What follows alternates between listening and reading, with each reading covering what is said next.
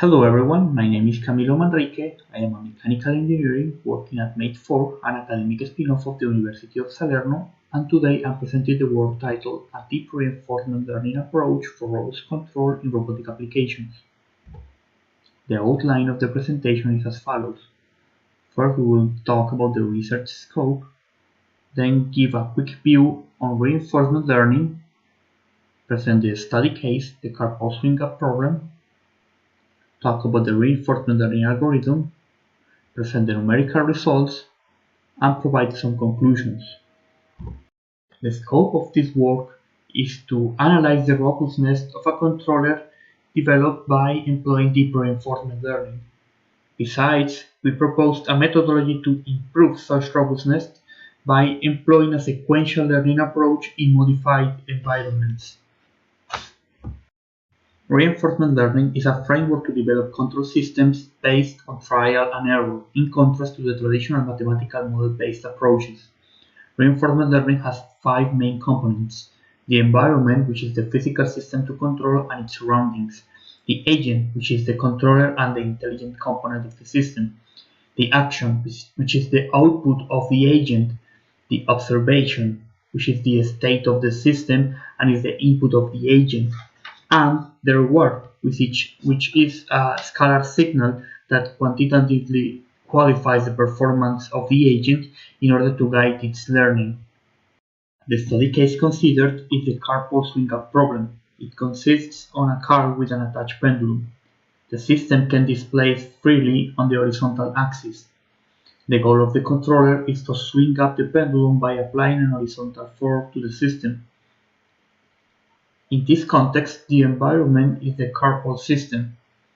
The agent is the system's controller. The action is the lateral force on the cart.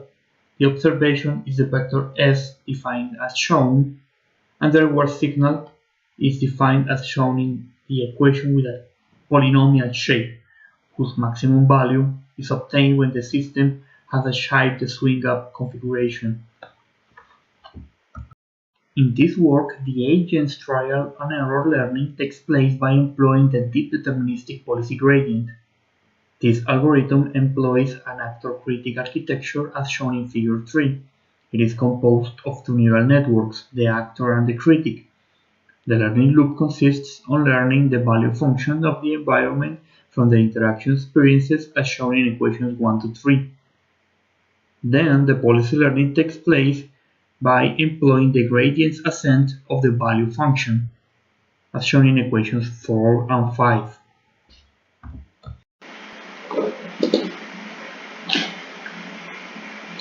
Numerical results. Figure 4 shows the learning curve of the agent, that is, the cumulative reward per episode of training. It took 435 episodes of training to find the optimal policy for the agent. This training did not consider the dry friction presence.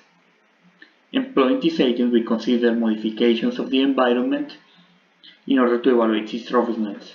Here we can see the agent is capable of performing the swing-up task with modifications of the pendulum mass up to 90%, modifications of the cart's mass up to 94%, or modifications of the pendulum length up to 25%. However, dry friction present does not allow the agent to succeed.